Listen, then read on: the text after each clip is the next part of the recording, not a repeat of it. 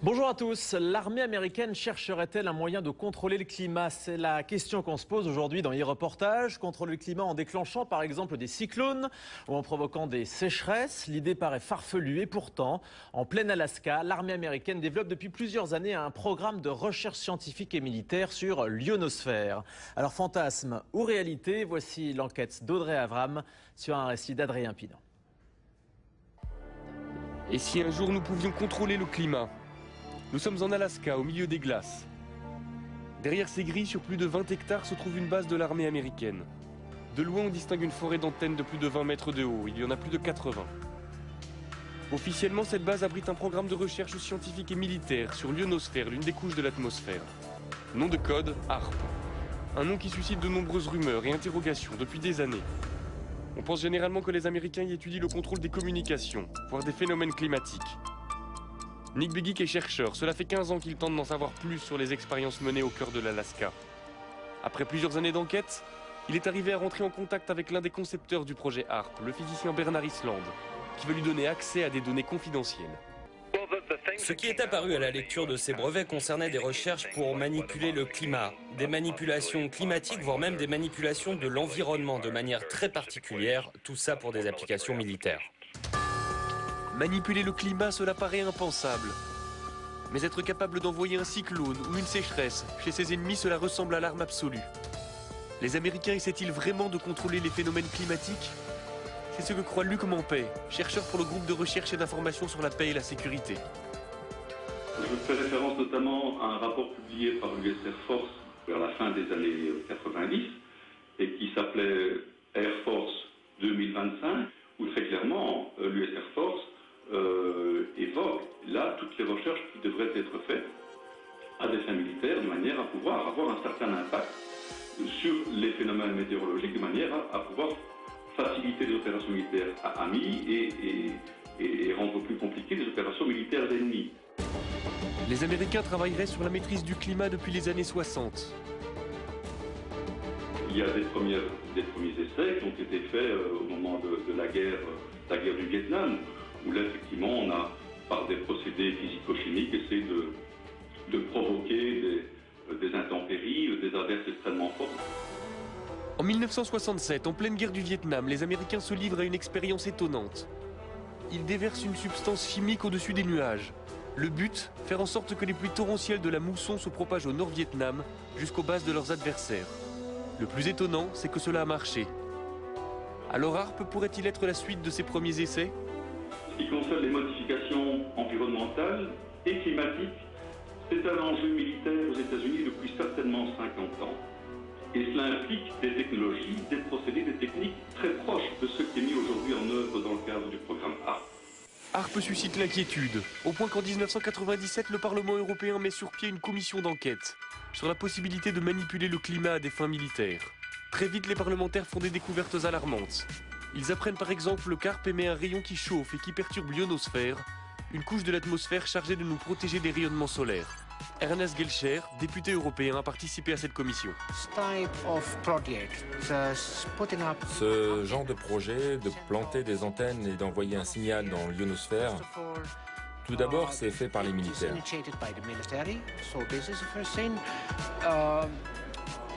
Ils ne savent même pas quel impact ces expériences pourraient avoir. Je pense que derrière tout ça, il y a des objectifs militaires qui pourraient être un peu plus ambitieux, un peu plus vastes que ceux qu'ils veulent bien admettre en public. Très vite, les travaux de la commission se heurtent au refus américain de s'exprimer sur HAARP. À l'époque, le président de la commission est un parlementaire britannique, il s'appelle Tom Spencer. Convaincu du danger que le projet pourrait représenter, il essaie d'obtenir des précisions de la part des responsables américains, mais sans succès. Nous n'avons eu absolument aucun contact avec les Américains. Ils ne sont jamais venus. Pendant les auditions, Tom Spencer lui-même leur a dit qu'ils seraient les bienvenus au Parlement européen. Pour rencontrer les députés européens, ils n'ont jamais répondu. Je crois qu'ils ont délibérément décidé de faire la sourde oreille, d'ignorer le sujet et de ne pas en parler. Un incident va vite calmer les ardeurs de Tom Spencer. En 1999, le président de la commission fait la une des journaux à scandale. Il a été interpellé par la douane à l'aéroport de Londres. En fouillant sa valise, les douaniers ont découvert une vidéo pornographique gay et quelques grammes de cannabis. La carrière politique du député est brisée, la commission déstabilisée. Nick Begich a gardé le contact avec l'ancien député.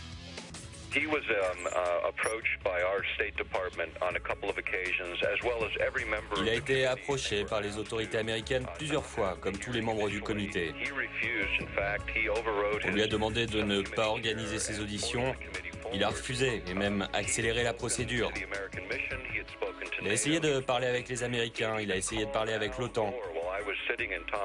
Un jour, il a même appelé Al Gore devant moi. Ils étaient amis depuis des années et Al Gore a refusé de le prendre au téléphone de la Maison Blanche. Il était vice-président à l'époque. Ce qui s'est passé, c'est que tout le monde a dit à Spencer de rester en dehors de tout ça et il ne l'a pas fait. C'est regrettable car nous avons perdu un champion sur ce problème. Après la mise sur la touche de Tom Spencer, les investigations de la commission d'enquête cessent. Cela n'empêche pas de nombreux chercheurs de continuer à se poser des questions sur les expériences menées par l'armée américaine en Alaska. C'est le cas du physicien Jean-Jacques Berthelier. Son laboratoire est en contact direct avec Demeter, un satellite doté de nombreux instruments de mesure qui passe régulièrement au-dessus de la base américaine. Lorsqu'on passe au-dessus de Harp, on voit quelque chose qui n'a pas l'air, pour un profane, n'est pas très étonnant, mais on voit ici un signal à 1 méga, à peu près un petit peu plus de 1 méga, qui est une émission dont on sait que c'est émis par Harp. Donc vous voyez bien que dans le milieu naturel, il n'y a pas ce genre d'émission. Et ce qu'on voit surtout qui est intriguant, c'est le fait qu'on a une baisse d'un facteur 2 ou 3 de la densité et une augmentation assez sensible de la température. Ce qui montre que Harp arrive à modifier quand même assez profondément l'ionosphère. Ainsi, le projet HARP fonctionne et son rayon peut modifier l'ionosphère.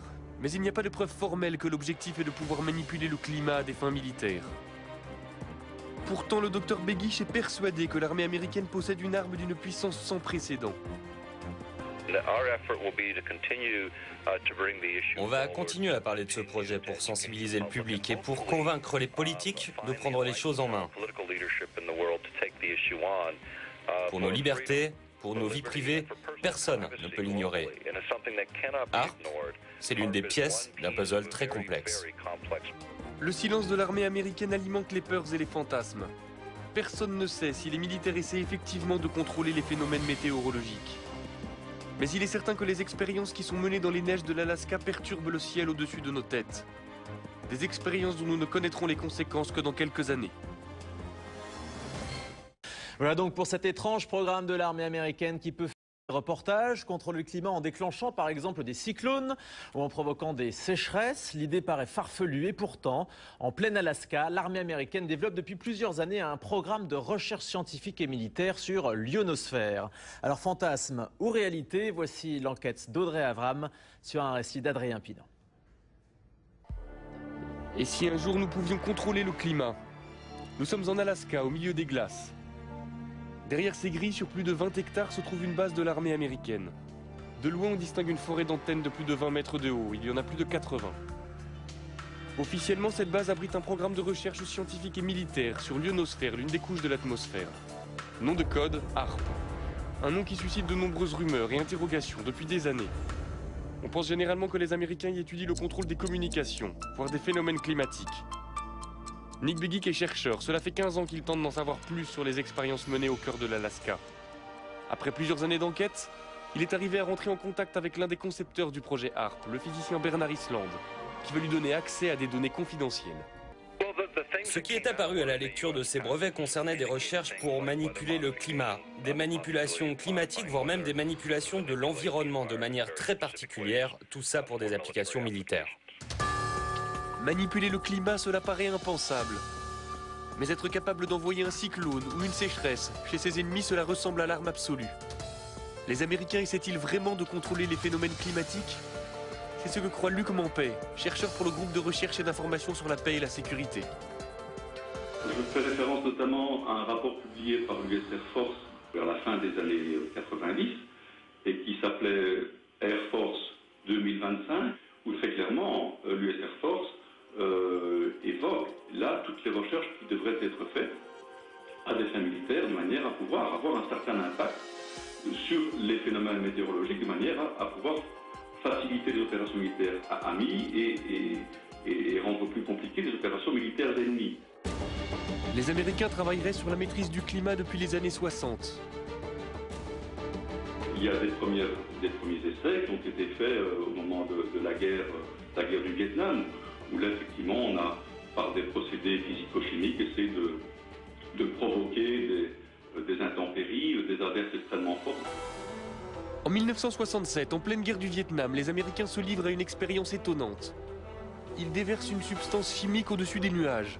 Le but, faire en sorte que les pluies torrentielles de la mousson se propagent au Nord-Vietnam jusqu'aux bases de leurs adversaires. Le plus étonnant, c'est que cela a marché. Alors HAARP pourrait-il être la suite de ces premiers essais? Ce qui concerne les modifications environnementales et climatiques, c'est un enjeu militaire aux États-Unis depuis certainement 50 ans. Et cela implique 2025, où très clairement l'US Air Force évoque là toutes les recherches qui devraient être faites à des fins militaires, de manière à pouvoir avoir un certain impact sur les phénomènes météorologiques, de manière à pouvoir faciliter les opérations militaires amis et rendre plus compliquées les opérations militaires ennemies. Les Américains travailleraient sur la maîtrise du climat depuis les années 60. Il y a des premiers essais qui ont été faits au moment de la guerre du Vietnam, où là, effectivement, on a, par des procédés physico-chimiques, essayé de provoquer des intempéries, des averses extrêmement fortes. En 1967, en pleine guerre du Vietnam, les Américains se livrent à une expérience étonnante. Ils déversent une substance chimique au-dessus des nuages. Le but, faire en sorte que les pluies torrentielles de la mousson se propagent au Nord-Vietnam jusqu'aux bases de leurs adversaires. Le plus étonnant, c'est que cela a marché. Alors HAARP pourrait-il être la suite de ces premiers essais?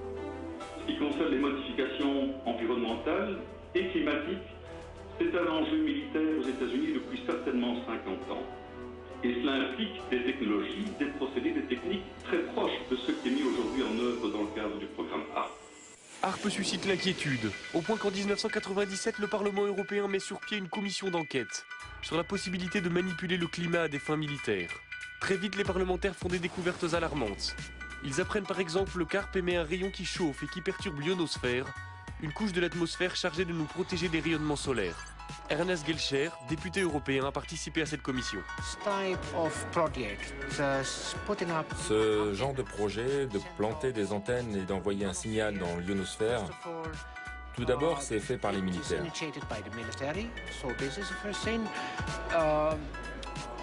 Ils ne savent même pas quel impact ces expériences pourraient avoir. Je pense que derrière tout ça, il y a des objectifs militaires qui pourraient être un peu plus ambitieux, un peu plus vastes que ceux qu'ils veulent bien admettre en public. Très vite, les travaux de la commission se heurtent au refus américain de s'exprimer sur HAARP. À l'époque, le président de la commission est un parlementaire britannique, il s'appelle Tom Spencer. Convaincu du danger que le projet pourrait représenter, il essaie d'obtenir des précisions de la part des responsables américains, mais sans succès. Nous n'avons eu absolument aucun contact avec les Américains. Ils ne sont jamais venus. Pendant les auditions, Tom Spencer lui-même leur a dit qu'ils seraient les bienvenus au Parlement européen. Pour rencontrer les députés européens, ils n'ont jamais répondu.